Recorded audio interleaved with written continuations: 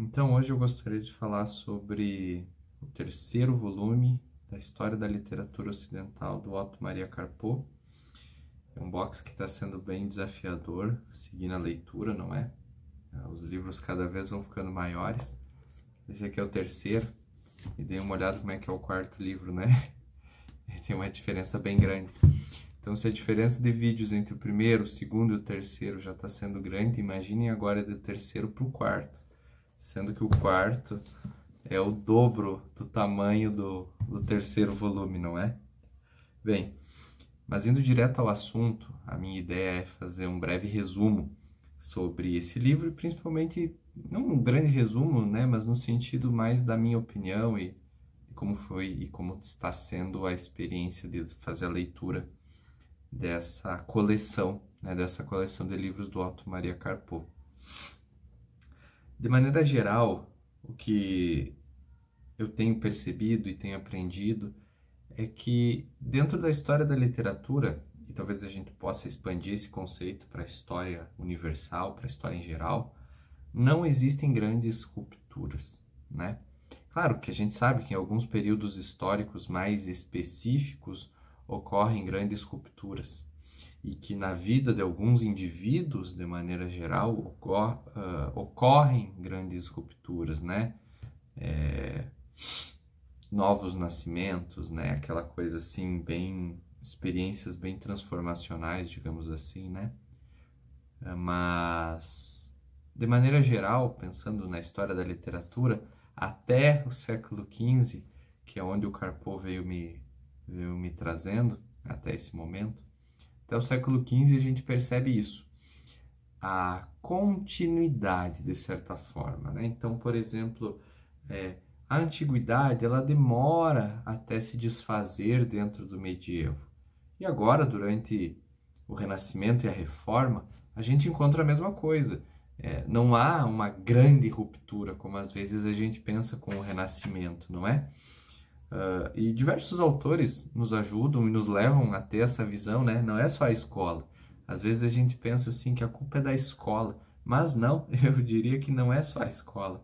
Por exemplo, o Nikolai Berdyaev, que é um filósofo, né, russo, ele apresenta de alguma forma, né, essa ideia de que a Idade Média segurava uma certa energia e que o Renascimento explode, né?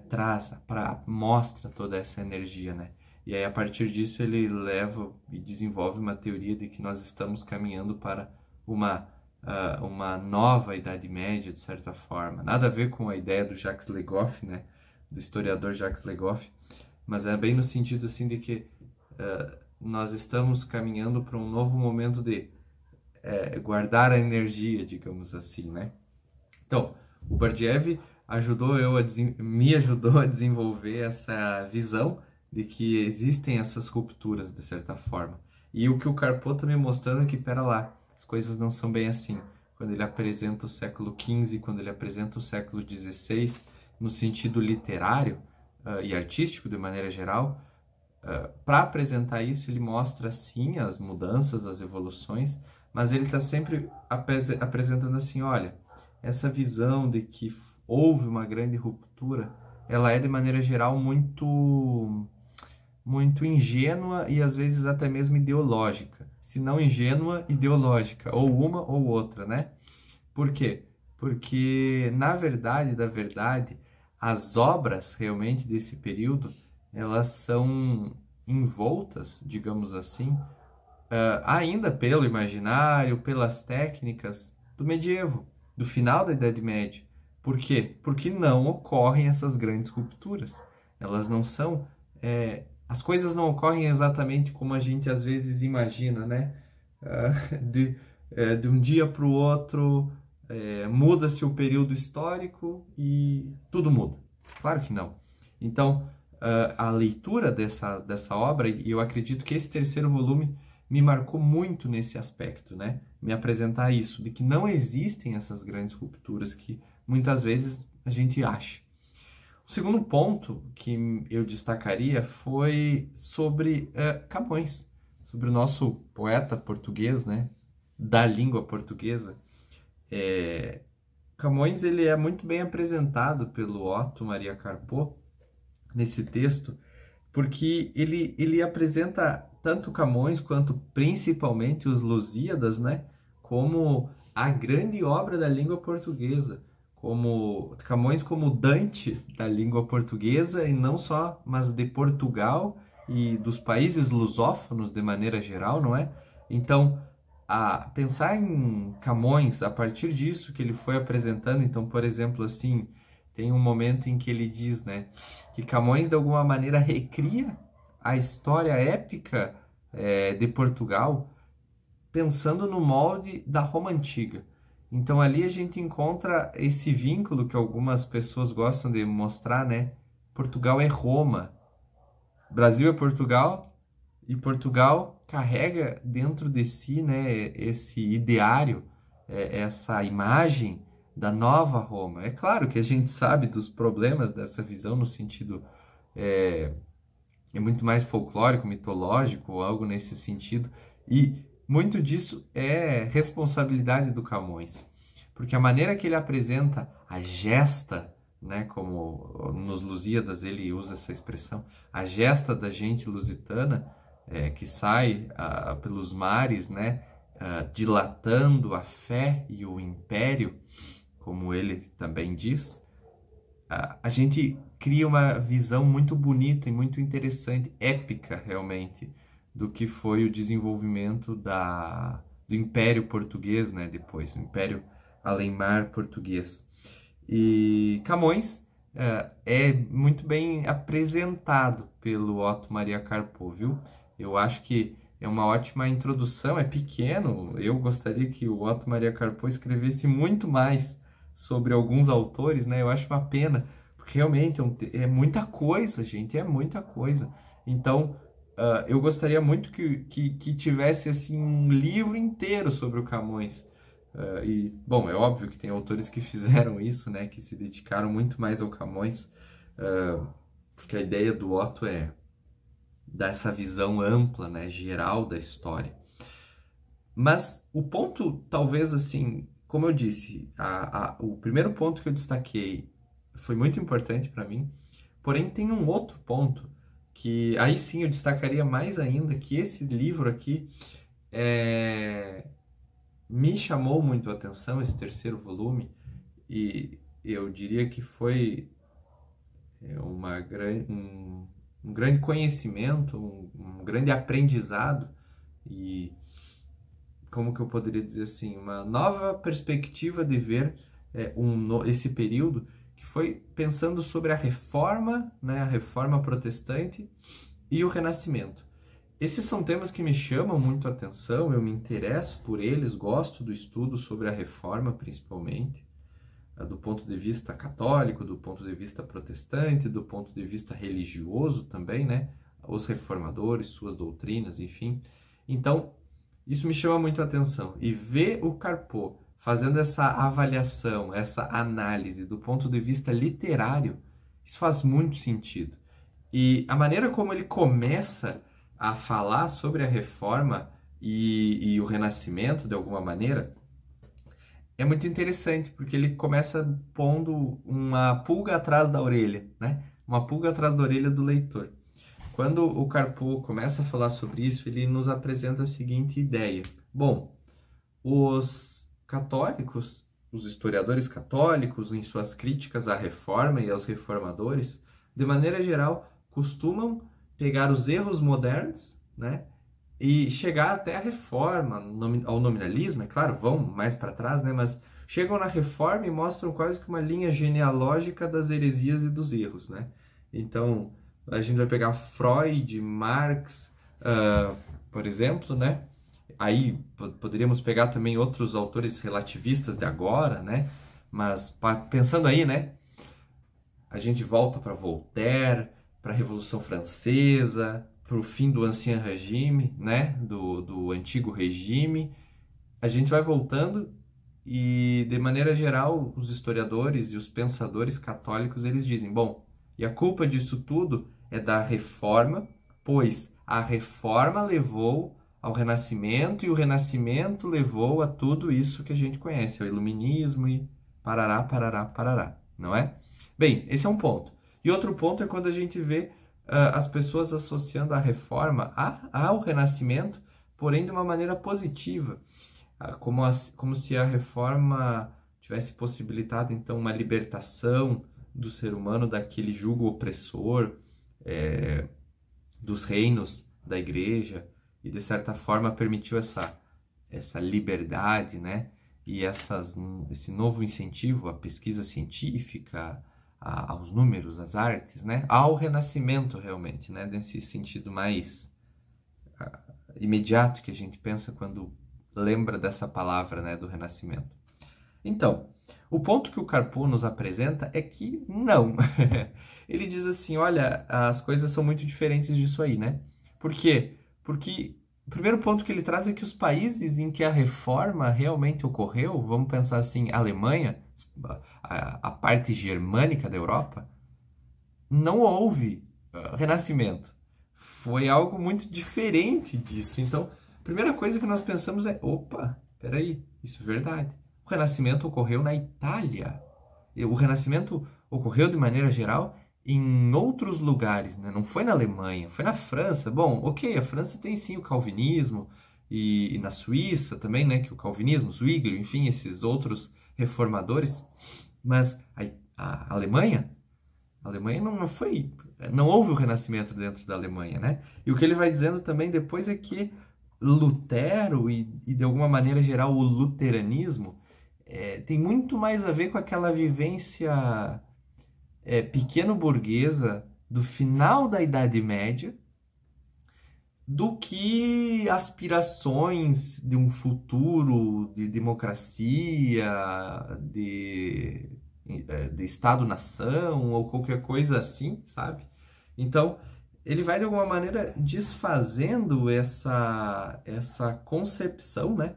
Essa concepção acerca do Renascimento e da Reforma, de maneira geral, e vai nos apresentando, na verdade, que os fatos, eles vão sempre muito mais longe, muito mais além do que as nossas meras interpretações e opiniões, digamos assim, né? Em geral, a realidade é muito mais complicada do que o que nós gostaríamos que fosse. Então, e voltar 500 anos para trás, né, torna as coisas muito mais complicadas para a gente entender. A gente não consegue entender com facilidade o que motivaria um monge agostiniano a iniciar tal movimento. É muito difícil realmente.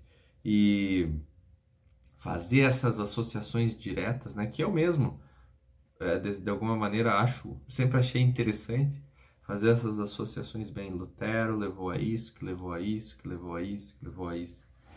Como se fosse tão óbvio e tão simples, né? Bom, na verdade as coisas não são tão simples assim. E o Carpo apresenta isso.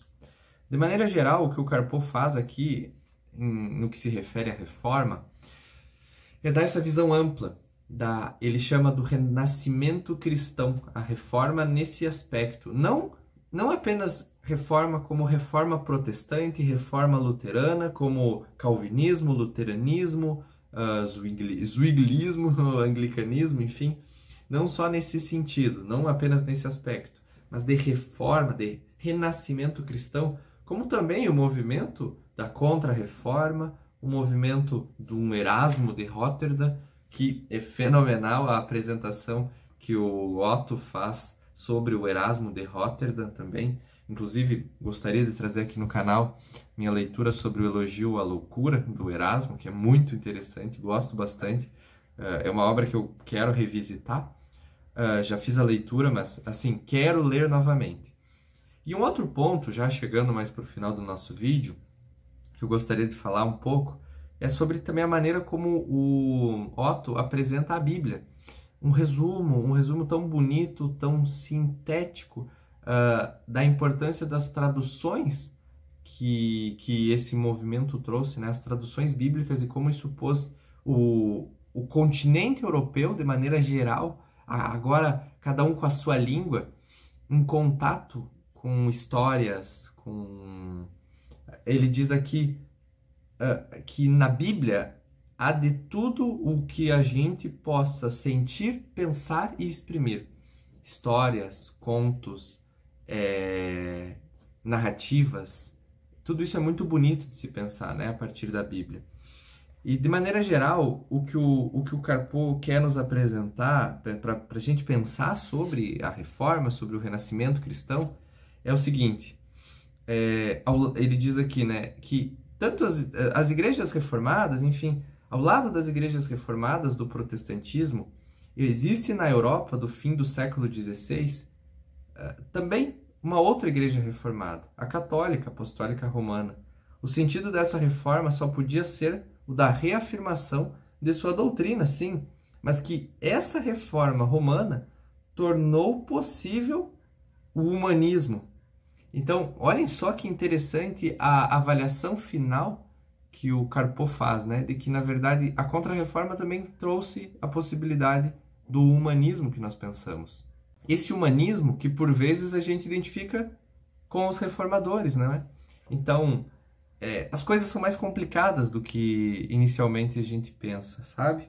E talvez isso seja um ponto muito importante, muito interessante da gente levar em conta na hora de fazer essas análises, essas avaliações. O humanismo cristão, ele está muito mais ligado, talvez, à Contra-Reforma, aos jesuítas. Olhem só, quem diria, né? Os jesuítas estariam desse lado. A Erasmo, aos espanhóis, a São João da Cruz, a Santa Teresa da Cruz. Pensem só que interessante. Por vezes a gente pensa no dogmatismo tridentino contra a liberdade de pensamento protestante. Só que talvez as coisas sejam ao contrário. A gente começa de um jeito, inverte a coisa e volta, só que agora de uma maneira realmente mais estranha ainda. Então, essa é a parte boa, essa é a coisa que me dá muito gosto, né?